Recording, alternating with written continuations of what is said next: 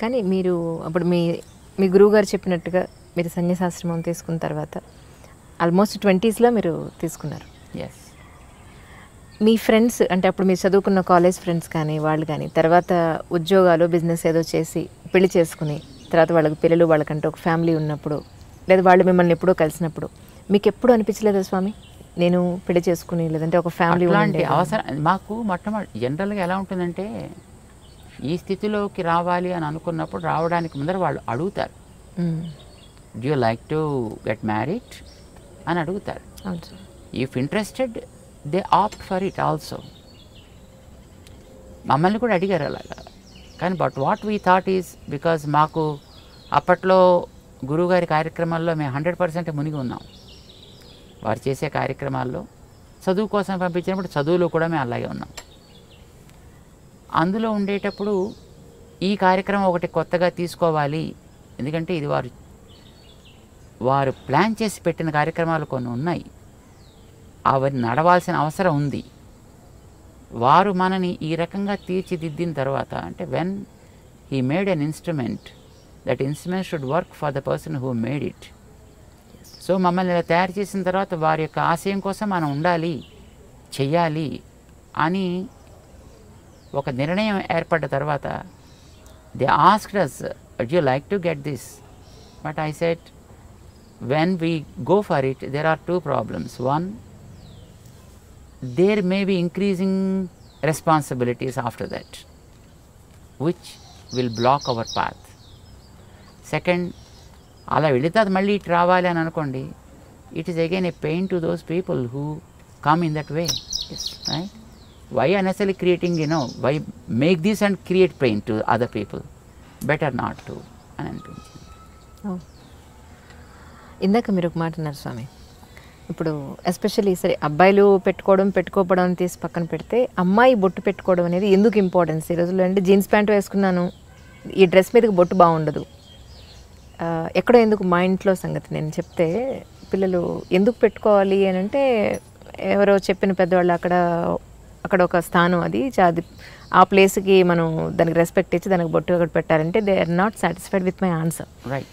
So మీరు మీ మాటగా ఒక్కసారి బొట్టు అసలు ఎందుకు పెట్టుకోవాలి, పెట్టుకోమని చెప్పి ఎందుకు పెట్టుకోవాలి అనేది చెప్పండి చాలు. There are certain reasons. ఇప్పుడు fortunate enough we are, whatever the practices that we have today given by our great sages, each one of them has a relevance. Relevance physical, relevance spiritual. Rendu unnai. Face is the index of the mind. Right?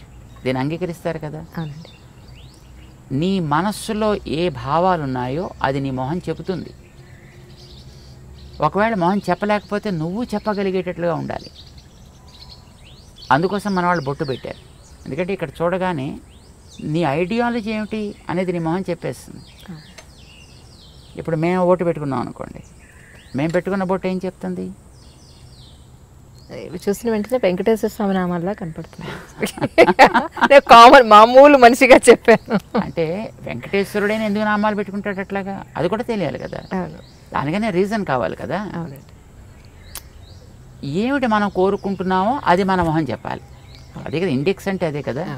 ఏది మీకు లోపల content ఉంటుందో that is what the index talks about. So నీ మనస్సులో ఉండే కోరిక ఏంటి?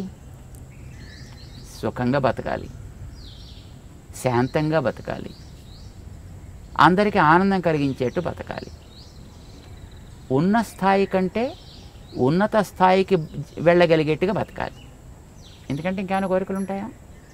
అవునండి. ఏ ఫీల్డ్లో వెళ్ళినా you choose any kind of field, that's okay. But ఇవే కదా మీకు అల్టిమేట్ గోల్స్. నౌ శాంతము, ప్రశాంతము దానికి ఒక రంగు ఉంది, ఆనందము, ప్రేమ దానికి ఒక రంగు ఉంది, ప్రగతి, ప్రోగ్రెషన్ దానికి ఒక పద్ధతి ఉంది చూపించడానికి. ప్రశాంతము లేదా శాంతి తెల్ల రంగులో చూపిస్తాం, ప్రేమ, ఆనందము ఎర్ర రంగులో చూపిస్తాం, ప్రగతి అనేది గ్రాఫ్ వర్టికల్ లైన్లో చూపిస్తాము ఆర్ గోజ్ అప్. అవునండి. బొట్టు అదే మనకి ప్రశాంతత కావాలి, అది పునాది కావాలి. ఓకే. ఈ ప్రశాంతత అనేది నీకు రెండు వైపులా సాగాలి, నిన్ను పైకి తీసుకెళ్ళాలి, చివరిదాకా ఉండాలి. సడన్గా వచ్చి మళ్ళీ పాల పొంగులాగా టక్కమని ఎక్కడో పోకూడదు. ప్రశాంతత పైదాకా తీసుకెళ్ళాలి. ఈ ప్రశాంతత అనేది ఆనందాన్ని ఇచ్చేట్టుగా ఉండాలి కనుక ఆనందం అనే దాన్ని మధ్యలో మనం చూపిస్తాం. ఈ ఆనందం అనేది ఒకటే గోల్. దానికి ప్రశాంతత is a protection and it is the foundation, it is the protection, but this is the goal. ఇది మనకి బొట్టులో చూపిస్తాం అన్నమాట. ఆ రంగుకి కూడా ఒక రెలవెన్స్ ఉంది, ఆ లైన్కి కూడా ఒక రెలవెన్స్ ఉంది మనకి. ఇక్కడ ఎందుకు పెడతాం? ఇక్కడో పెట్టుకోవచ్చుగా, స్పేస్ హాయిగా ఉంది కదా. ఇక్కడ కూడా ఉందనుకోండి స్పేస్, బట్ ఇక్కడ ఎందుకు పెట్టాం ఇక్కడ ఎందుకు పెడతాం? మన భావన అనేది జ్ఞానానికి సంబంధించిన అంశం. జ్ఞానం అనేది తెలుసుకోవడానికి పనికొచ్చేది. తెలుసుకోవడానికి పనికొచ్చే ఇంద్రియం మన దేహంలో కన్ను. కన్ను భౌతిక రూపాలు చూస్తుంది, జ్ఞానం ఆంతర రూపాలను చూపిస్తుంది. సో జ్ఞానానికి కన్ను గుర్తయితే ఈ కంటి మధ్య భాగం మన జ్ఞాన ప్రకాశానికి ఆధారము. So start something from here and take it towards your goal. It should be upward always, but protected by peace and సాత్విక్. ఇది ఒక గుర్తు. ఇది ఇక్కడ పెట్టడానికి కారణం యూజువల్గా మీకు ఇందాక ఒక కారణం చెప్పాడు, రెండో కారణం చెప్తున్నాను. చెప్పండి. మొట్టమొదటిది ఒకటిదే, ఒక భావం ఉంది దాంట్లో.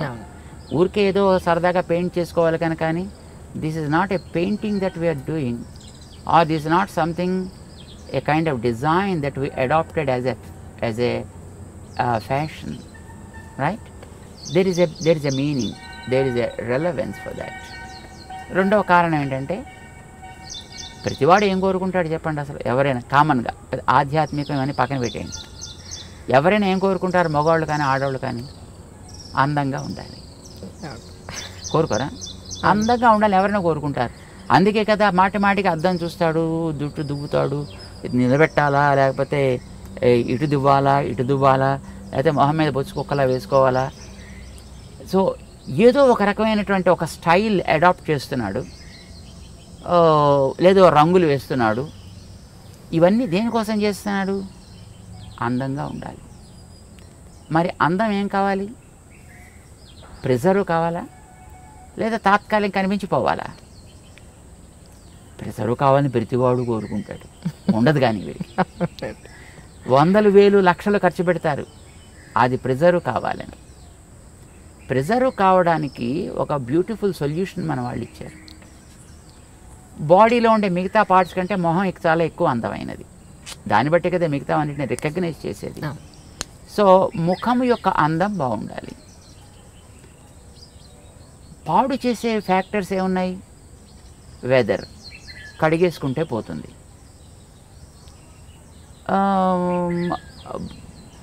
నీరసం, తింటే పోతుంది, లేదా తాగితే పోతుంది. కానీ ఒక వ్యక్తి యొక్క చూపు వల్ల కలిగేటటువంటి ప్రభావం వీటి వల్ల పోదు. ఓకే. మనిషి చూపు వల్ల కూడా కొన్ని ప్రభావాలు ఉంటాయి. చూపు ఈజ్ వెరీ వెరీ పవర్ఫుల్. చూడండి, ఇప్పుడు కొన్ని వందల మంది కూర్చున్నా ఒకసారి మనం అలా చూస్తే ఎవరిని చూస్తున్నాం అనేటటువంటిది స్ట్రైట్గా రికగ్నైజ్ చేయొచ్చు.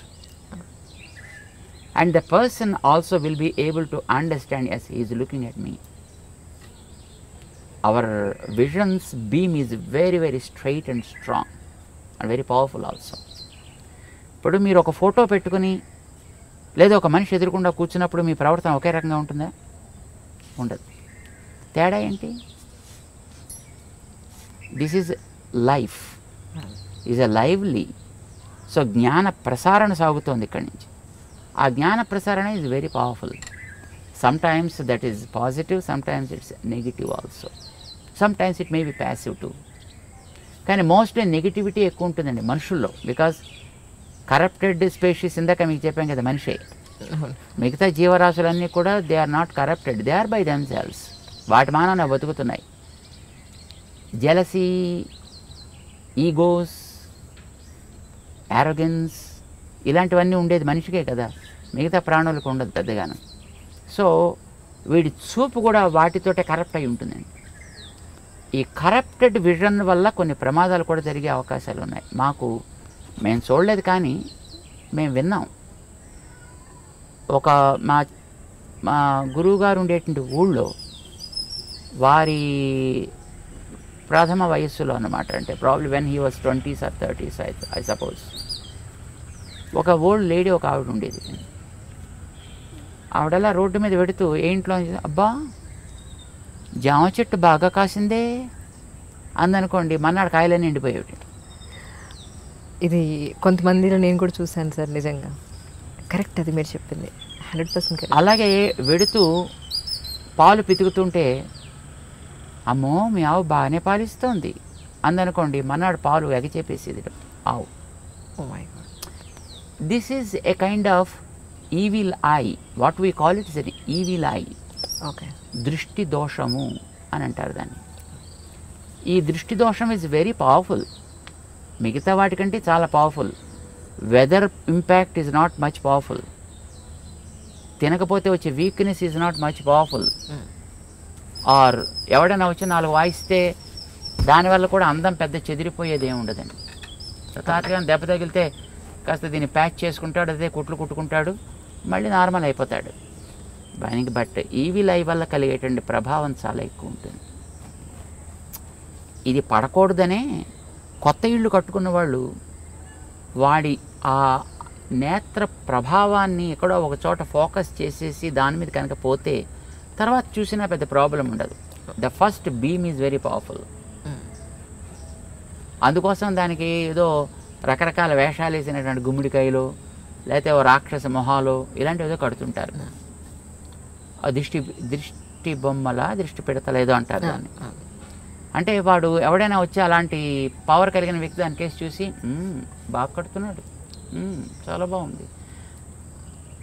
ఇప్పుడు ఎక్కడ పడుతుంది చూపు? ఇంటి మీద దృష్టి బొమ్మ పెట్టినప్పుడు మీరు మిగతా కట్టినటువంటి కలర్స్ మీద డిజైన్స్ మీద దృష్టి పడదు, దాని మీద దృష్టి పెడుతుంది.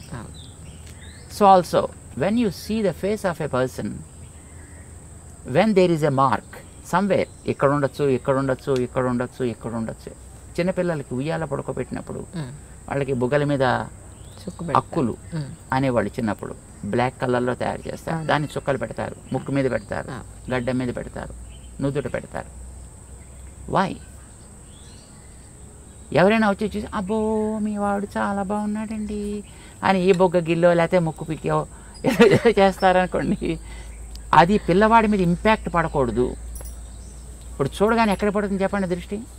మీరు వెంకటేశ్వరుడు గురించి ఇందాక మీరు చెప్పారు, వెంకటేశ్వరుడు నామాలు అన్నారు. వెంకటేశ్వరుడు కళ్ళు లేవా? వెంకటేశ్వరుడు పళ్ళు లేవా? వెంకటేశ్వరుడికి పెదాలు లేవా? చెవులు లేవా? మరి మీకు నామం మీద ఎందుకు దృష్టి పడింది?